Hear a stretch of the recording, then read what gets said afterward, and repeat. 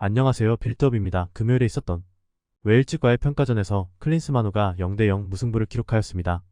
현재 클린스만호는 3무 2패를 기록하며 외국인 감독으로서는 최장기간 무승을 하는 등 좋지 않은 기록들을 써나가고 있습니다. 이번 경기를 보신 분들이라면 이것이 비단 경기 결과만 안 좋은 것이 아니라는 것을 느끼실 것 같습니다. 경기를 보며 답답함을 호소하시는 분들이 많은 것 같은데요. 그럼 이번 시간에는 클린스만호가 전술적으로 어떤 점들이 문제인지 알아보도록 하겠습니다. 빌더 숫자 싸움. 이번 웨일스와의 평가전에서 우리 대표팀은 4-4-2 내지는 4-3-3 전형을 들고 나왔습니다. 박용우가 홀로 수비형 미드필더 자리에 서며 역할을 수행했고, 황인범과 이번 경기 거의 미드필더 역할을 했던 손흥민이 종종 후방으로 내려와 빌드업에 가담을 하였는데요. 이 두 명의 선수가 종종 내려와서 빌드업을 풀어주려고 했다고는 하나, 이 장면에 보이는 대로 두 선수들은 경기 대부분의 시간을 이렇게 위에 올라가서 플레이하였습니다. 그러니까 이 장면에 보이는 대로 앞선 5명과 후방 5명 간의 간격이 굉장히 넓어져 있는 것을 볼 수 있습니다. 이렇게 간격이 넓어지게 되면 생기는 문제점은 빌드업 시 볼을 받아 연결해줄 미드필더의 숫자가 부족해진다는 점과 패스의 길이가 자연스럽게 길어지는 만큼 상대에게 뺏기는 횟수가 많아질 수밖에 없다는 점입니다. 그래서 실제로 우리 대표팀이 빌드업을 하는 상황을 보면 전진적으로 나가는 패스보다는 유자 형태로 오른쪽 윙백에서 반대 윙백으로, 반대 윙백에서 우측 윙백으로 전환되는 식의 빌드업 형태가 자주 나올 수밖에 없었는데요. 이런 빌드업을 하게 되면 공은 많이 소유하게 되므로 점유율은 높아질 수 있지만 임팩트가 없다는 단점이 있습니다. 상대에게 전혀 위협이 되지 않는 플레이를 하는 것이죠. 상대에게 위협적인 공격을 하기 위해서는 뒷공간 패스 혹은 사이드 패스가 많이 이루어져야 합니다.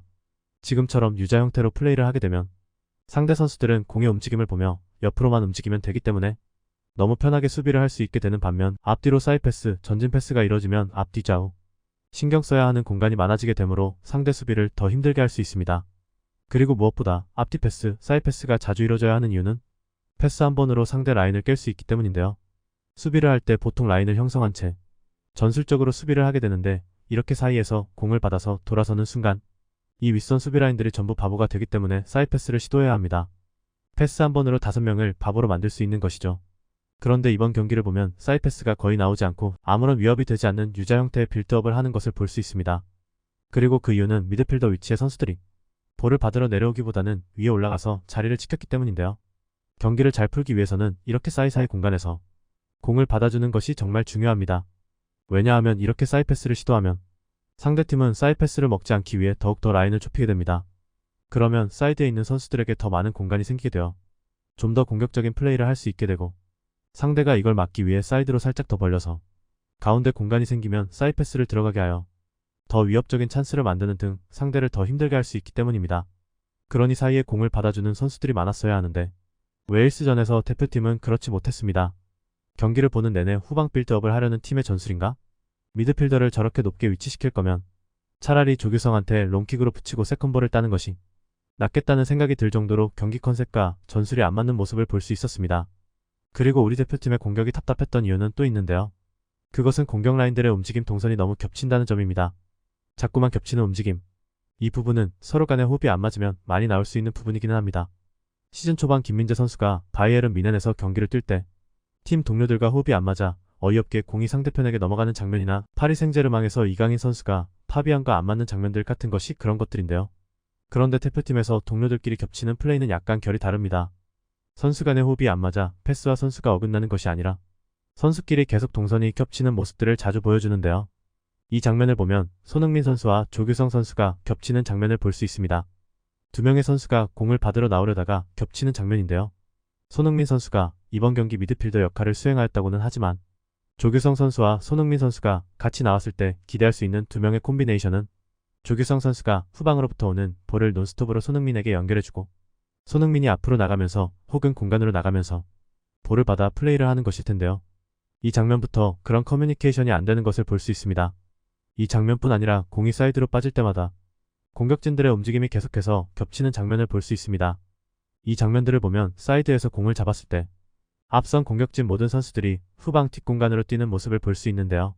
그렇게 되면 정작 공을 받아줄 선수는 없게 되고 공을 가지고 있는 선수가 고립되는 상황을 만들게 됩니다. 그래서 경기를 할 때 서로 교차되는 움직임을 하는 것이 중요한데요. 한 명이 나가면 다른 선수는 뒷공간으로 띄워주거나 3자 움직임을 해야 상대가 더 힘들게 수비를 하게 됩니다.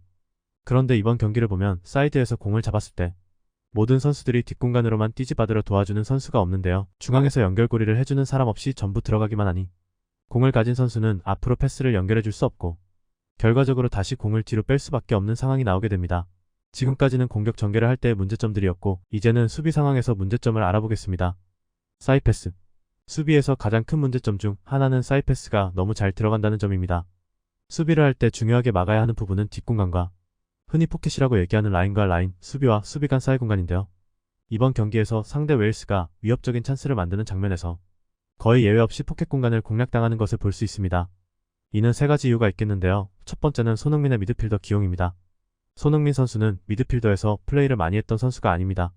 그러니 자연스레 미드필더에서의 공격적인 플레이와 수비적인 플레이가 자신이 잘하는 자리보다 좋은 모습을 보여주기 힘든 것은 당연한데요. 손흥민 선수가 수비하는 모습을 보면 공의 시선을 뺏겨서 자신의 뒤로 들어가는 상대 미드필더의 위치와 움직임을 놓치는 경우가 종종 있습니다. 그러다 보니 자연스레 라인이 뚫리는 장면을 볼 수 있는데요.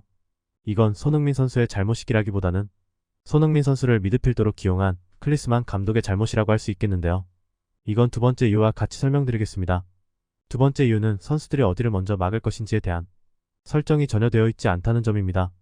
보통 팀 전술을 짤 때 압박 라인을 어디로 설정을 할 것이고 압박이 뚫렸을 때는 어떻게 할 것인지 상대를 어느 쪽으로 유인하고 어느 쪽을 막을 것인지 세세하게 약속을 하게 되어 있습니다. 그리고 보통 사이드로 가는 패스보다 사이로 들어가는 패스가 상대에게 더 위협적인 찬스를 주기 때문에 사이 패스를 먼저 막고 사이드로 공이 갔을 때 따라가게 되는데요. 물론 상대가 파이브백을 섰고 그래서 양쪽 윙이 넓게 벌려서 있었던 것은 맞으나 이런 경우에도 가운데로 패스가 들어가는 것이 더 위협적이기 때문에 가운데를 먼저 막는 수비 형태를 갖추는 것이 중요합니다.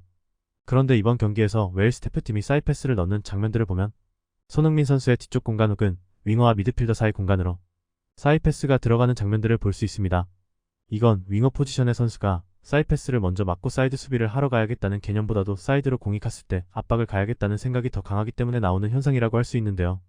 이런 것만 보더라도 어디를 중점적으로 막고 어디로 상대를 유인시킬 것인지에 대한 약속이 전혀 안 돼 있다는 모습을 볼 수 있습니다.